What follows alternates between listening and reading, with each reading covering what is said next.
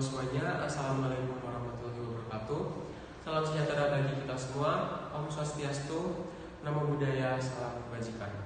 Yang terhormat kepada Bapak pemateri yang saya hormati dan calon peserta didik baru yang saya cintai. Puji syukur kita panjatkan kepada Tuhan Yang Maha Esa atas berkat rahmat dan hidayahnya semata kita dapat melakukan MPLS pada hari ini. Selamat pagi. Saya ucapkan selamat datang kepada peserta didik baru. Selamat datang di Bumi Audam Samartya SMA Negeri 2 Batu angkatan ke-24 tahun ajaran 2020-2021. Perkenalkan, nama saya Muhammad Faisal Fadi. Saya di sini sebagai host dan moderator yang akan memandu acara sampai akhir nanti. Sebelum dimulai, kita bisa berdoa terlebih dahulu. Berdoa mulai.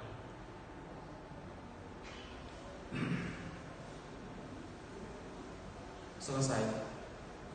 Untuk nama pemateri adalah Bapak Bintoro. Nama lengkapnya Bapak Agus Bintoro SPD. Lahir pada tanggal 8 Juni 1973 di Magelang. Alamat beliau berada di Arang-Arang, Kota Batu.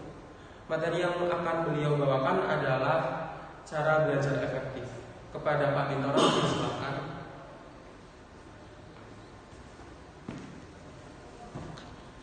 Iya. Assalamualaikum warahmatullahi wabarakatuh. Bismillah, alhamdulillah, salatu wassalamu ala sayyidina habibina wa maulana Muhammadin wa alihi wa sahbihi ajma'in. Anak-anak sekalian yang berbahagia, terima kasih saya ucapkan kepada panitia yang telah mempersiapkan segala sesuatunya sehingga kegiatan MPLS pada kesempatan hari ini bisa terlaksana dengan persiapan. Kita memaklumi bahwa ada kekurangan, tetapi itu tidak menjadikan kita patah semangat untuk selalu memperbaiki keadaan. Kita harus terus belajar dari pengalaman yang kita dapatkan setiap harinya dan kita memperbaiki itu setiap kali. Baik anak-anak sekalian, ini merupakan MPLS pertama dalam suasana COVID-19 dan kita tidak berhenti untuk memperbaiki diri dan belajar di segala situasi.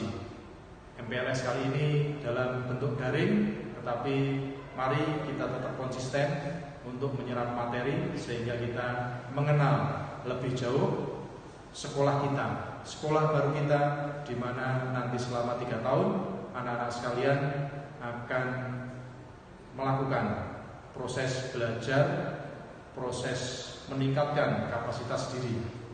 Baik anak-anak sekalian, alhamdulillah ya, kita diberi kesehatan sehingga pada kesempatan pagi ini kita bisa melanjutkan kegiatan hari kedua MPLS. Anak-anak sekalian, pada kesempatan kali ini saya diberi amanah untuk menyampaikan materi. Sebenarnya bukan menyampaikan materi ya, anak-anak sekalian, kita akan berbagi bagaimana cara belajar efektif. Tetapi kita akan mengetahui dahulu latar belakang, kenapa, bagaimana, apa masalahnya, apa yang akan kita lakukan.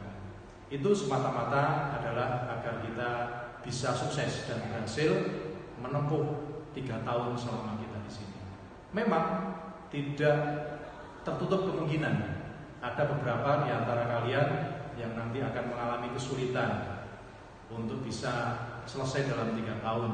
Tetapi itu tergantung dari kalian semua, tergantung dari kalian sendiri bagaimana mempersiapkan diri agar 3 tahun itu tidak lebih ya, kita serahkan kepada kalian. Baik anak-anak sekalian, sebelum masuk pada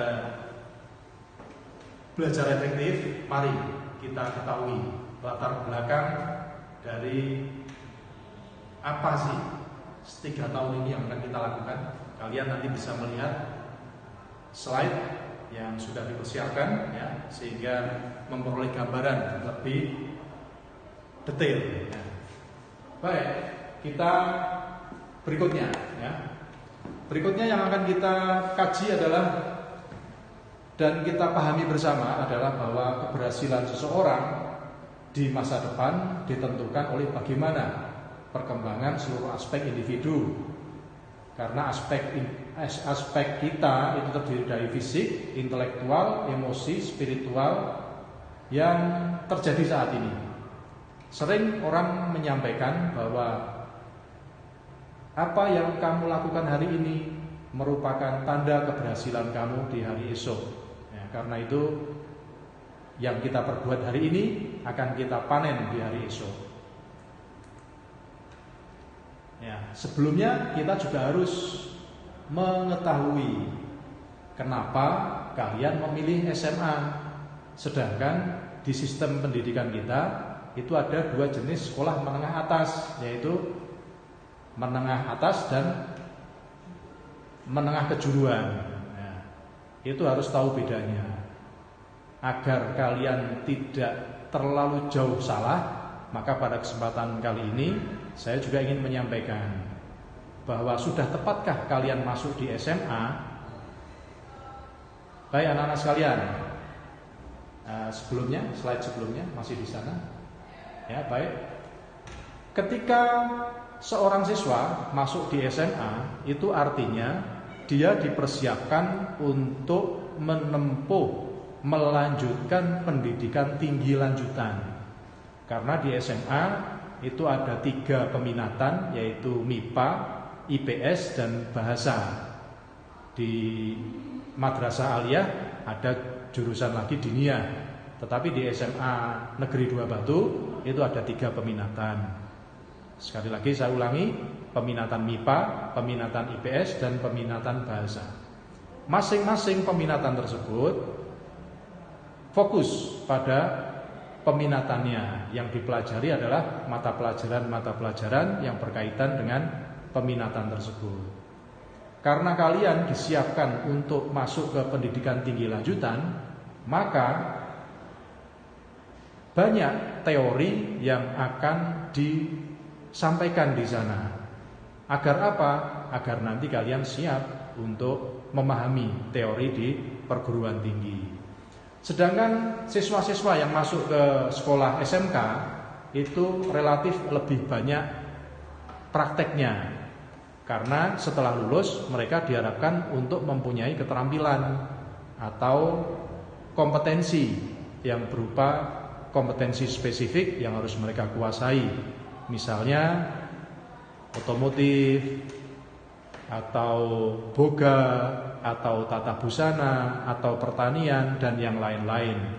Sehingga ketika mereka lulus, teman-teman kita di SMK itu lebih siap untuk bekerja. Sedangkan anak-anak SMA itu lebih siap untuk melanjutkan ke jenjang yang lebih tinggi. Ya, ingat itu anak-anak sekalian, bahwa di SMA kalian harus melanjutkan ke perguruan tinggi. Entah itu perguruan tinggi yang vokasional seperti politeknik maupun perguruan tinggi yang umum seperti Universitas Brawijaya dan lain-lain. Tetapi tekad itu, niat itu harus kalian canangkan semenjak sekarang. Agar apa? Agar nanti kalian di persaingan masuk perguruan tinggi itu bisa memenangkan persaingan. Berikutnya. Ya, sudah jelas ya untuk perbedaan di SMA sama di SMK. Ya, kalau memang merasa cocok, lanjutkan dengan penuh semangat. Kalau ternyata kalian merasa keliru, maka bisa sesegera mungkin untuk mengantisipasi agar tidak lebih jauh lagi kekeliruan itu. Anak-anak sekalian, setelah kita mengetahui bahwa perbedaan SMA dan SMK demikian tadi, maka berikutnya agar kita mempunyai semangat belajar yang kuat, maka kita harus memahami visi dan misi kita. Ya. Visi adalah suatu gambaran masa depan yang heboh, yang luar biasa, yang atraktif, yang diyakini akan menjadikan hidup kita lebih baik dari sekarang. Sedangkan visi yang jelas itu banyak fungsinya, antara lain sebagai pemandu, penunjuk arah bagi seseorang dalam menjalani kehidupan dan menata waktu-waktu dalam kehidupannya. Yang berikutnya, visi yang jelas juga sebagai penggugah agar kita selalu terjaga, waspada dan menjadi sumber motivasi dalam menghadapi tantangan hidup. Baik anak sekalian, ini adalah visi SMA Negeri 2 Batu, di mana selama 3 tahun ke depan kalian akan dikondisikan agar visi-visi ini yang ada di sini melekat pada diri kalian. Unggul prestasi terserah kalian. Kami mengkondisikan kalau kalian mau, maka kalian bisa unggul dalam prestasi. Semua kembali kepada kalian. Yang kami lakukan adalah memfasilitasi agar kalian mendapatkan layanan-layanan tersebut. Anak-anak sekalian berbahagia, setelah visi SMA 2 Batu kita tampilkan, maka kita perlu mengetahui sudah sinkronkah visi SMA Negeri 2 Batu dengan visi yang kalian miliki. Kami akan memberikan itu semua kepada kalian. Apakah kalian mau menyesuaikan? Visi pribadi kalian tetaplah harus ditancapkan di dalam hati.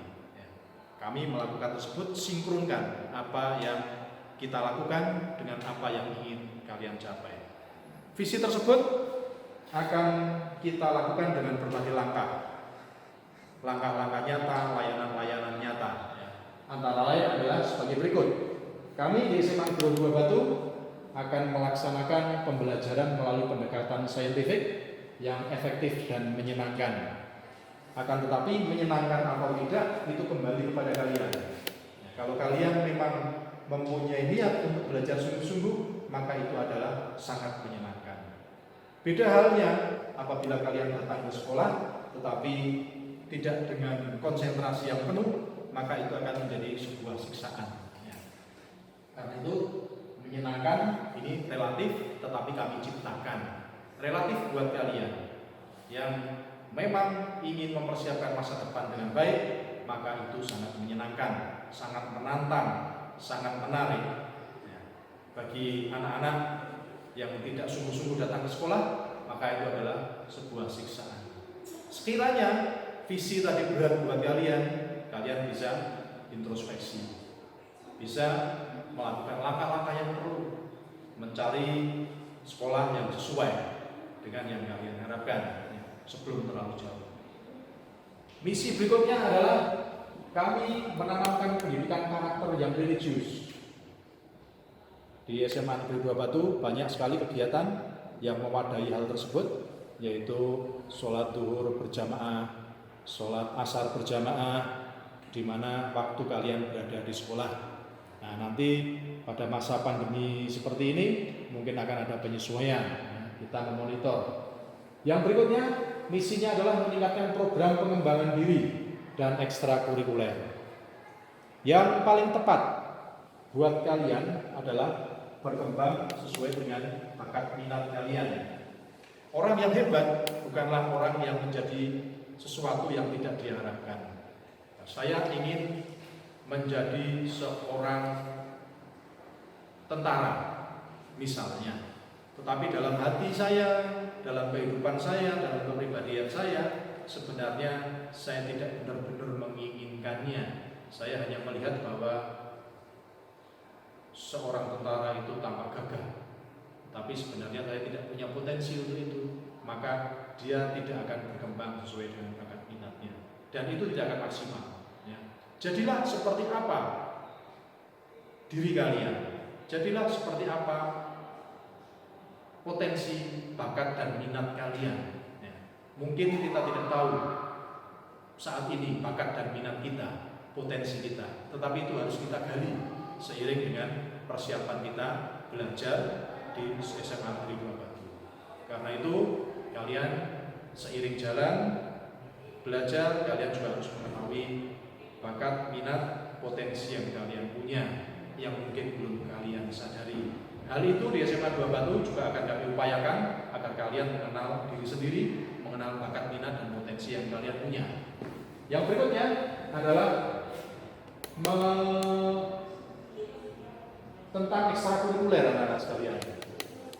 Ya, di SMA 2 Batu juga kami menyeimbangkan antara pengetahuan akademik dan kemampuan potensi yang kalian miliki. dan keseimbangan antara pikiran dengan badan, sehingga kalian tidak hanya dikondisikan atau didorong untuk belajar terus, tapi kalian juga harus sehat, harus bisa bergaul, harus mempunyai kecerdasan sosial dengan lingkungan kalian, dengan berbagai. Di dalam kegiatan ekstrakurikuler ada banyak cabang yang bisa kalian pilih. Pilihlah satu atau dua di mana kalian bisa merasa senang, bisa sesuai dengan bakat minat kalian. Di sana kalian bisa mengekspresikan apa yang ada dalam pikiran, ada dalam hati kalian secara bertanggung jawab tentunya ya. Ekstrakurikuler adalah diberikan untuk memberikan keseimbangan antara akademik dan non akademik. Usahakan agar kegiatan ekstrakurikuler itu juga bisa berprestasi. Maksudnya di sana ada lomba-lomba, kalian ikuti, kami sangat mendukung ya. Dan itu akan kita hargai dengan reward-reward yang telah kita siapkan, yang setiap tahun kita lakukan terhadap kakak-kakak kelas kalian di angkatan-angkatan sebelumnya. Yang berikutnya adalah terwujudnya lingkungan belajar dan sarana belajar yang memadai serta kondusif. SMA Negeri 2 Batu saat ini telah memiliki 3 level ya, kelas 10, kelas 11, kelas 12, yang masing-masing level itu adalah 10 rombongan belajar. Kelas 10 ada 10 kelas, 11 ada 10 kelas, 12 ada 10 kelas, yang masing-masing grade itu ada 3 peminatan, dan seluruh kelas tersebut mendapatkan ruangan untuk belajar ya, sehingga semuanya mendapatkan tempat. Banyak fasilitas juga di sekolah yang mendukung kegiatan-kegiatan belajar dan pengembangan diri. Lapangan kita punya, laboratorium, dari laboratorium fisika kimia sampai laboratorium komputer, kita telah berupaya agar kebutuhan kalian untuk meningkatkan kapasitas diri bisa tercukupi. Ya, bahkan di sini ada fasilitas yang cukup untuk membuat kalian melakukan banyak hal. Fasilitas ibadah kami juga punya, kita juga punya masjid yang luas yang mencukupi untuk melakukan sholat Jumat bersama untuk teman-teman yang putra. Begitu anak-anak sekalian mengenai isi, dan masih banyak lagi kegiatan-kegiatan untuk mendukung agar kalian mampu mencapai target yang telah kita tentukan. Oh, ini masih ada anak-anak sekalian, meningkatkan pendidikan ramah lingkungan, ramah sosial, dan menjunjung tinggi kearifan lokal dalam keragaman global. Yang berikutnya adalah meningkatkan kerjasama dengan berbagai pihak dalam rangka mewujudkan pendidikan yang berkualitas. Terciptanya sikap peduli dan cinta lingkungan, budaya bersih, dan menjadikan kondisi lingkungan sekolah dan sekitarnya bersih, indah, dan menyenangkan. Hal-hal ini kita lakukan dalam upaya untuk memaksimalkan suasana lingkungan sehingga bisa berpengaruh positif terhadap psikologis kita. Apabila kita datang ke sekolah tidak terlambat, itu banyak indikasi yang bisa kita simpulkan. Artinya satu, kalian telah siap untuk mengikuti proses belajar mengajar. Yang kedua adalah kalian telah bersenang, bergembira menyambut hari yang baru, menyambut masa depan yang lebih baik. Anak-anak sekalian, dari visi dan misi tadi kita harapkan agar kalian memiliki sikap. Ya. Dalam perilaku kita itu diawali dari pemikiran kita. Kita berpikir, kita berbicara, dan kita bersikap. Ya. Dari visi misi kita harapkan agar muncul sikap, antara lain adalah demikian.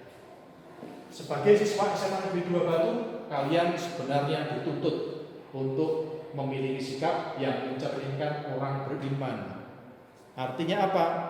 Yang Muslim ya sholat, yang Kristen Katolik ya ke gereja, dan lain sebagainya. Dan saling menghormati di antara sesama pemeluk agama lain. Maka itu sikap orang beriman harus kalian munculkan. Ya, pada saat bulan Ramadan, maka meskipun ada yang tidak puasa, tetapi kami kondisikan agar tidak ada yang secara bebas melakukan makan minum di lingkungan sekolah dan lain sebagainya. Maka sikap yang berikutnya dituntut dari kalian adalah berakhlak mulia. Bagaimanakah berakhlak mulia itu? Adalah kalian mencerminkan perilaku-perilaku yang tepat pada saat menghadapi kondisi-kondisi tertentu. Misalnya ada sebuah kejadian musibah di jalan, maka kalian harus memberikan pertolongan. Ada teman yang merasa kesulitan, maka kita harus membantu untuk belajar bersama, bukan membantu memberikan contekan, tetapi membantu dia dengan cara belajar bersama. Sikapnya adalah berilmu. Berilmu itu maksudnya adalah selalu menuntut ilmu sesuai dengan kompetensi yang dituntut, sesuai dengan kurikulum. Percaya diri dan bertanggung jawab dalam berinteraksi secara efektif dengan lingkungan sosial dan alam, serta menempatkan diri sebagai cerminan bangsa dalam pergaulan dunia. Ya. Percaya diri itu perlu kita tanamkan dalam diri kita. Bukan berarti kita overconfidence, tidak, tapi percaya diri. Percaya diri adalah menjaga kesetaraan, yaitu kita menghormati orang lain, tetapi tanpa memberikan kesempatan orang lain untuk melakukan bullying terhadap kita. Ya, itu sebuah kondisi yang indah sebenarnya. Anak-anak yang mendapatkan perlakuan bully itu sebenarnya diawali dari mereka yang merasa kurang percaya diri. Untuk mempraktekkan percaya diri ini, anak-anak sekalian, kita di dalam hati harus mempunyai keyakinan bahwa manusia diciptakan lengkap dengan kelebihan dan kekurangannya. Tidak ada manusia yang isinya hanya kelebihan saja, dan tidak ada juga manusia yang isinya hanya kekurangan. Karena itu lengkap satu paket, ada kelebihannya, ada kekurangannya juga. Maka dari itu anak-anak yang merasa minder harus menanamkan di dalam diri bahwa saya memang punya kekurangan, tapi saya punya kelebihan lain yang orang lain tidak punya. Karena sebenarnya manusia dilahirkan sama, tidak membawa apa-apa. Kalau diberi tubuh yang tinggi, maka itu bisa berarti sebuah kelebihan atau kekurangan. Kalau diberi kulit yang putih, maka itu bisa berarti kelebihan atau kekurangan. Karena itu kita tidak perlu mempermasalahkan kondisi fisik yang ada pada kita, yang telah Allah berikan kepada kita. Karena itu anak-anak sekalian, ya, di SMA 2 Batu yang diapresiasi, yang diberi penghargaan adalah prestasi kalian, ya, bukan kondisi fisik, ya. Tetapi meskipun demikian, kalian tetap harus menjaga kebersihan, mandi setiap hari 2 kali minimal, ya. Jangan sampai karena hal ini saya sampaikan maka kalian tidak memperdulikan kesehatan, ya. Jangan sampai anak-anak sekalian, ya. Memang kita menghargai, mengapresiasi prestasi, tetapi kita juga di sana ada yang namanya berinteraksi secara efektif dengan lingkungan sosial. Artinya apa? Jangan sampai kita membuat orang lain tidak nyaman dengan keberadaan kita karena kita tidak mandi misalnya, atau karena sepatu kita tidak pernah dicuci, ya. Jangan sampai seperti itu, ya. Fisik kita terima dengan ikhlas, tetapi kita harus melakukan berbagai kegiatan untuk mendukung agar kegiatan yang namanya interaksi secara efektif dengan lingkungan sosial ini bisa tercapai. Kita menghargai tanpa memberikan kesempatan kepada orang lain untuk melakukan bullying terhadap kita. Itu namanya kesetaraan. Itu penting sekali dalam interaksi dengan lingkungan sosial, ya. Sehingga di dalam pergaulan yang semakin luas kita bisa berperan aktif untuk meningkatkan kesejahteraan anak-anak sekalian. Yang berikutnya setelah sikap harus kalian miliki adalah bahwa kalian sebagai generasi muda, siswa SMA Negeri 2 SMA Negeri 2 Batu harus memiliki pengetahuan, yaitu pengetahuan yang faktual. Faktual adalah apa yang terjadi dalam waktu dekat ini, merupakan sebuah kenyataan yang bisa digali. Ya, itu sangat berguna anak-anak sekalian. Konseptual, prosedural, dan metakognitif dalam ilmu pengetahuan, teknologi, seni, budaya, dan wawasan kemanusiaan, kebangsaan, kenegaraan, dan perbedaan peradaban terkait penyebab serta dampak fenomena dan kejadian. Pengetahuan faktual itu sangat berguna anak-anak sekalian. Saat ini, anak-anak sekalian, tadi yang kita diskusikan tadi adalah sebuah latar belakang.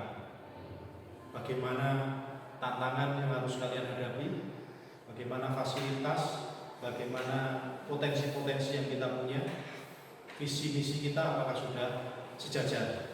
Ya, itu baru latar belakang.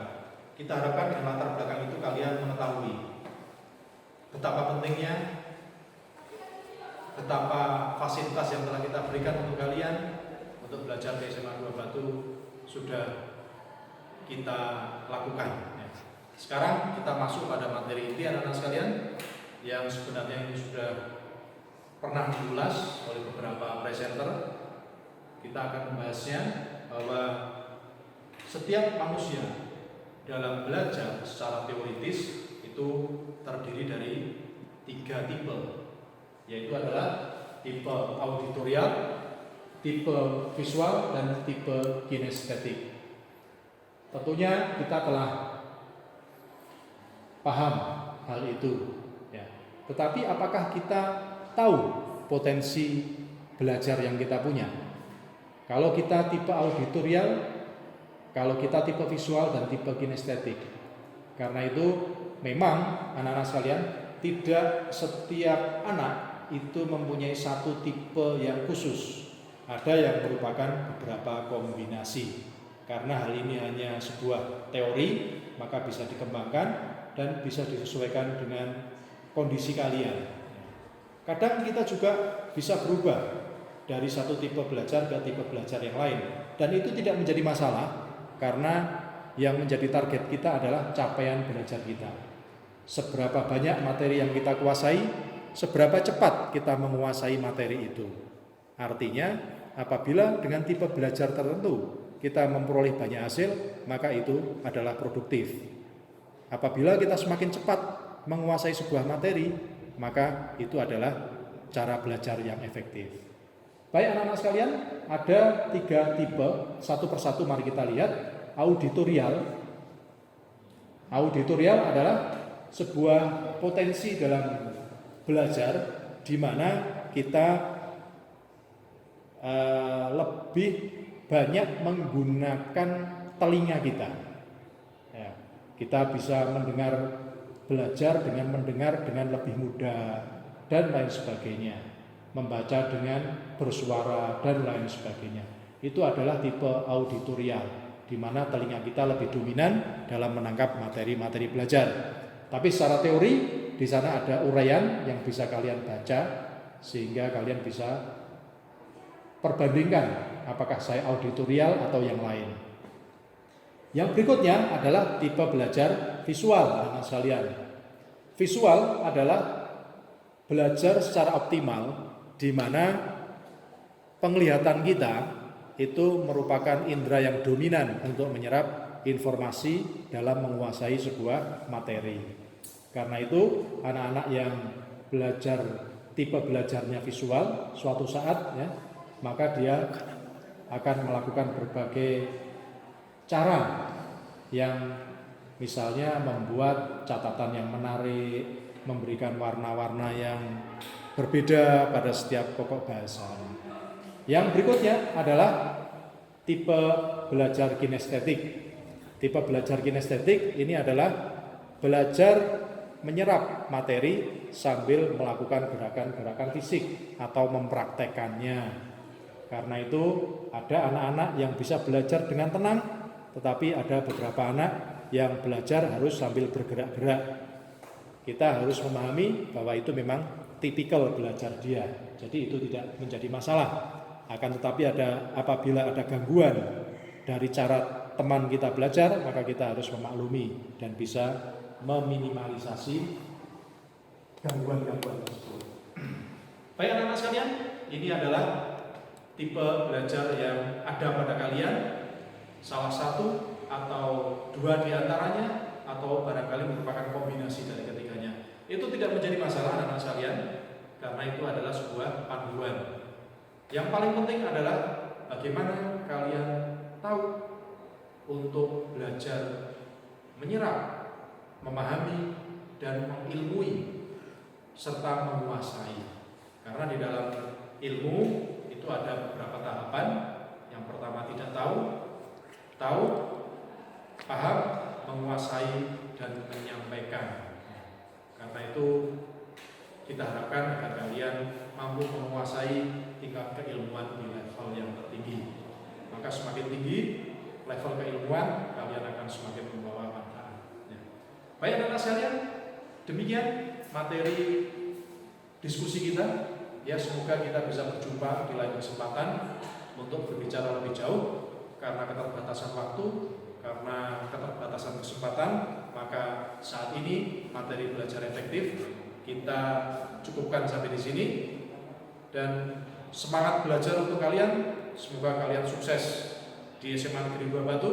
Semoga SMA Negeri 2 Batu bisa mengantarkan kalian untuk menjadi insan yang seperti telah kita sebutkan di awal tadi. Ya. Semangat belajar, sukses selalu untuk kalian, raih masa depan dengan penuh keyakinan dan rasa percaya diri. Saya akhiri, wabillahi taufik wal hidayah. Assalamualaikum warahmatullahi wabarakatuh.